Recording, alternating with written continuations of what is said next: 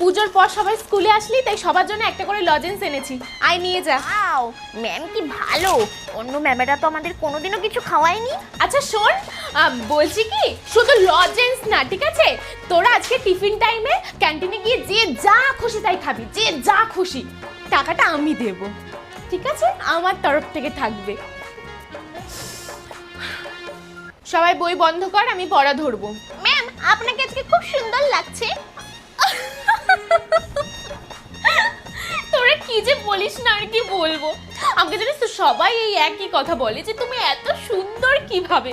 আমি কি করে বলবো বল, কিন্তু আমি জানিস তো কোনো রকম কোনো মেকআপও করি না, আর নিজের যত্নও নিই না, তাও আমাকে এত সুন্দর লাগে।